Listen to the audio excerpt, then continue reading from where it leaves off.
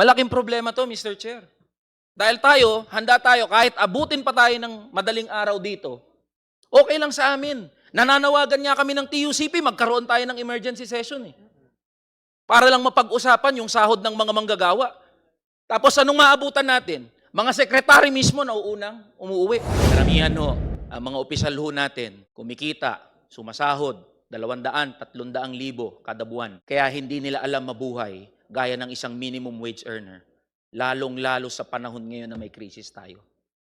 At ang maririnig natin sa economic managers, bigyan na lang ng ayuda ang mga minimum wage earners kaysa itaas yung sahod nila. Ganyan ka-detached sa realidad ang mga economic managers natin. May we call on Congressman Elijah San Fernando.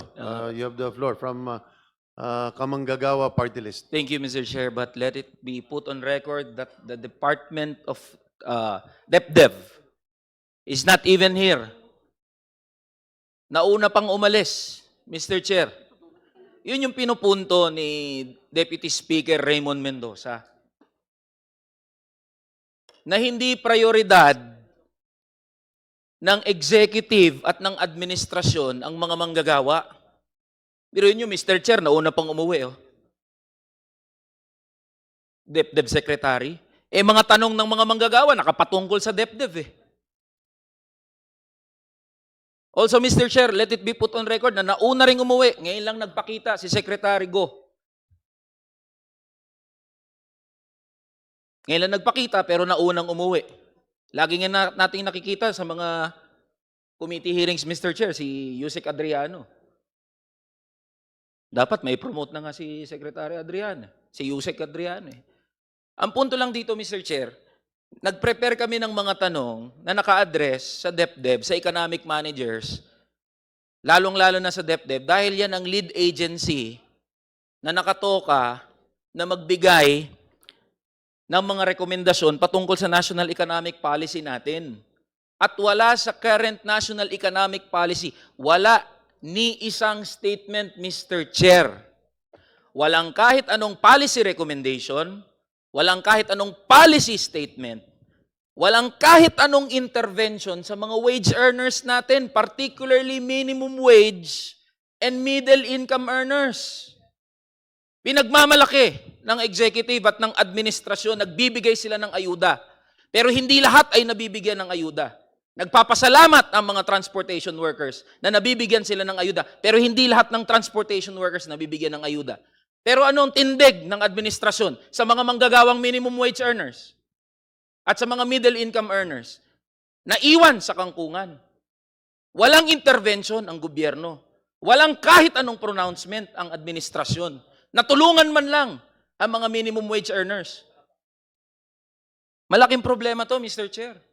Dahil tayo, handa tayo, kahit abutin pa tayo ng madaling araw dito, okay lang sa amin. Nananawagan nga kami ng TUCP, magkaroon tayo ng emergency session eh. Para lang mapag-usapan yung sahod ng mga manggagawa. Tapos anong maabutan natin? Mga sekretary mismo na umuwi. Anong mensaheng pinaparating yan sa mga manggagawa? Na kahit nasa gitna tayo ng krisis, nasa gitna ng pagdurusa ang mga manggagawa at ordinaryong Pilipino, nasaan ang mga sekretary natin? Anong pronouncement ng gobyerno sa mga wage earners natin? Wala tayong marinig. And this is exactly the platform, Mr. Chair. Pasensyoso ang mga manggagawa. Maintindihin ang mga manggagawa. Nag-antay nga kami hanggang ganitong oras eh. Para lang makausap yung mga economic managers natin na alam ng labor movement na nangunguna rin na humaharang sa any wage increase. Economic managers ang pumatay sa legislated wage increase 200 pesos. At alam din ng labor movement na economic managers ang nasa likod ng hindi pag-usad ng National Minimum Wage Bill, House Bill number 8081, dito sa House of Representatives. We all know that. And this is the platform, the right platform, Mr. Chair, for us to talk with them and implore them. Now, saan naman lang mapag-usapan natin yung sahod ng mga manggagawa. Sa Uplift Committee, walang dole. Nakailang committee hearings na, ang binabanggit palagi, puro ayuda. Pinagsisigawan na ng mga manggagawa, itaas nyo yung sahod. Bibigyan nyo yung mga manggagawa, 1,500 na ayuda. Anong klaseng pambabastos yan, Mr. Chair? Parang namamalimos yung mga manggagawa. 1,500, 3,000 pesos na ayuda. Magkano yan? Arawan.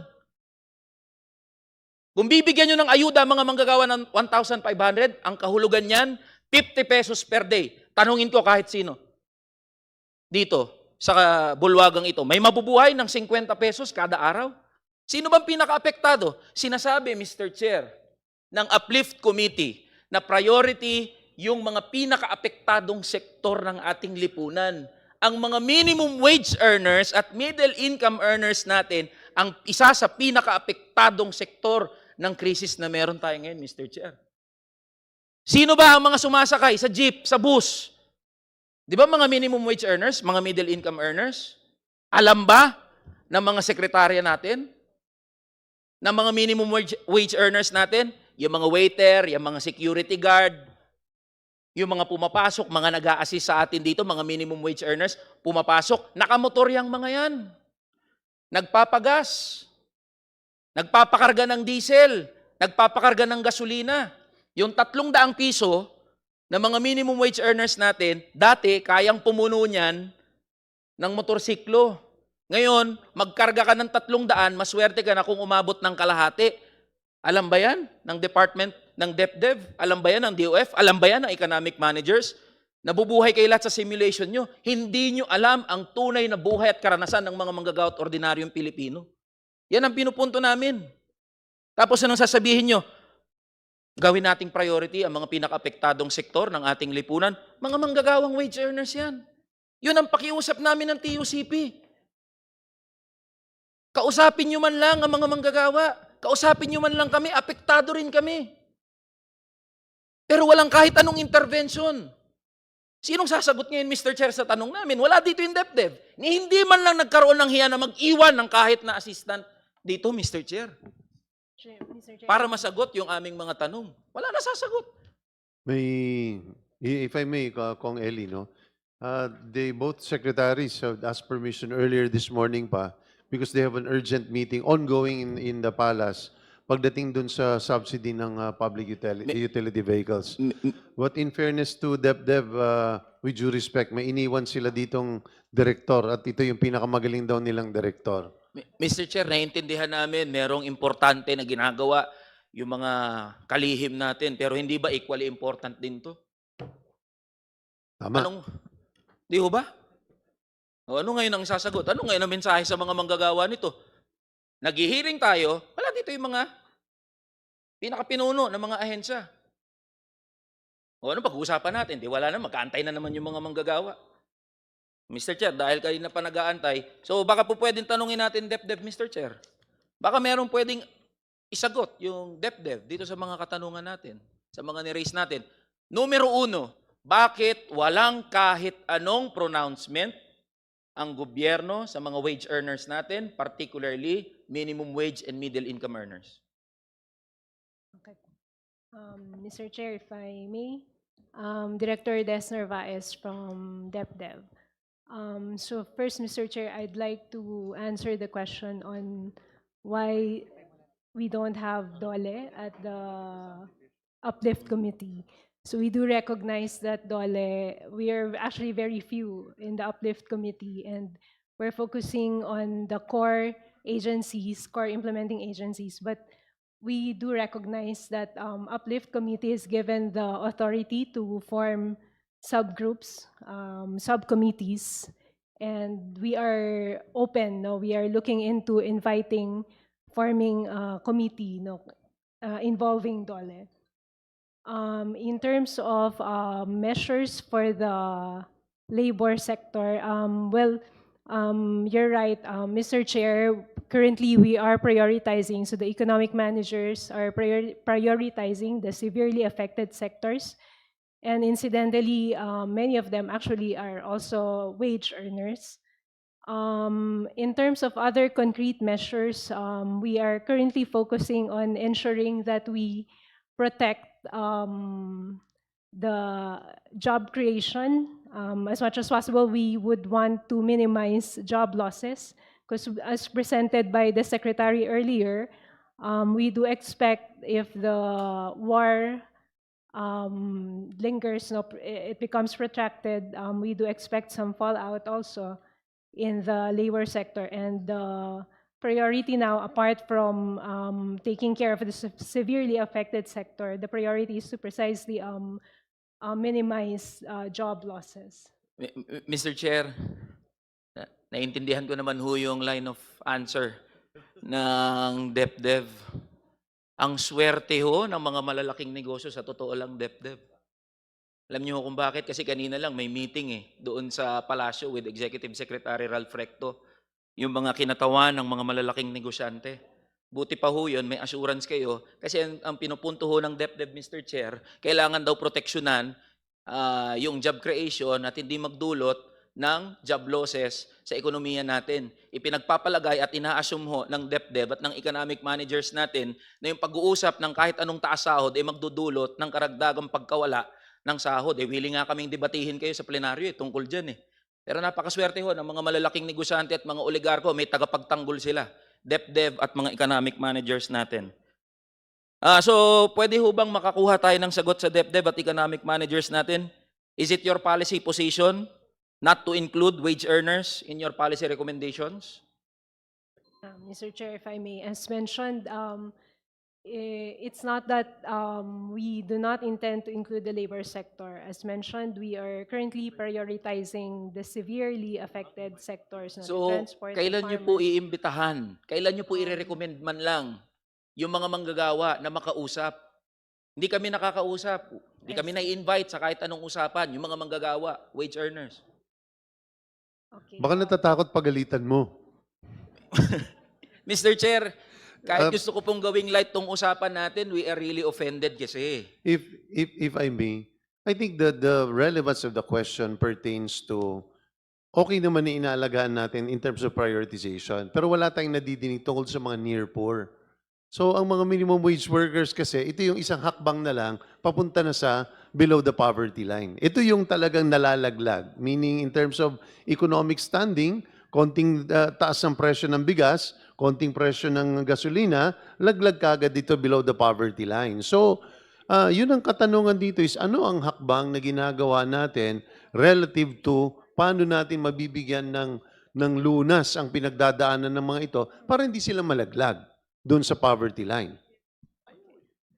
Thank you, Mr. Chair. Well, we can only speak of, well, not exactly a subsidy, but could be a form of subsidy. The measures implemented by the Department of Agriculture to ensure that Mr. Chair, affordable commodity. if I may interject, so is it Go correct? ahead, go ahead. Doon sa naririnig namin, mas pabor ang DepDev at economic managers na magbigay ng ayuda kaysa itaas ang sahod ng mga manggagawa? If I may, Mr. Chair, it's the position of the economic managers to leave to the regional wage boards the matter of raising wages. Ayan, sasagutin ko ho yung sinabi nyo, Director. Alam niyo ho ang posisyon ng mga regional wage boards at ng DOLE? Wala nga asahan na taas sahod sa Mayo 1. Ano po ang komento ng DepDev dito? Sabi nyo, ipagpapaubaya sa mga regional wage boards. Nagsalita regional wage boards, wala nga asahan na taas sahod. Ano pong posisyon ng gobyerno dito? Okay, Mr. Chair, if I may, I will speak as a member of the wage board of the NCR. I am not aware of such statement. In fact, well, we will convene as scheduled by May. Yusek Bitonyo ho ang nagsabi. I see. Mm. Okay, I have not heard of that, but Gawa na ng FEG yun. Ngayon po, aware na si Director. Di ho ba? Hindi, punto ko, aware, hindi ka aware, Director. Ngayon, aware ka na si Yusek Bitonyo sinabi yun. So, ulitin ko ho, mas pabor ho ba ang economic manager sa pagbibigay ng ayuda kaysa itaas ang sahod ng mga manggagawa? It's a yes or no? Ano lang, question. okay.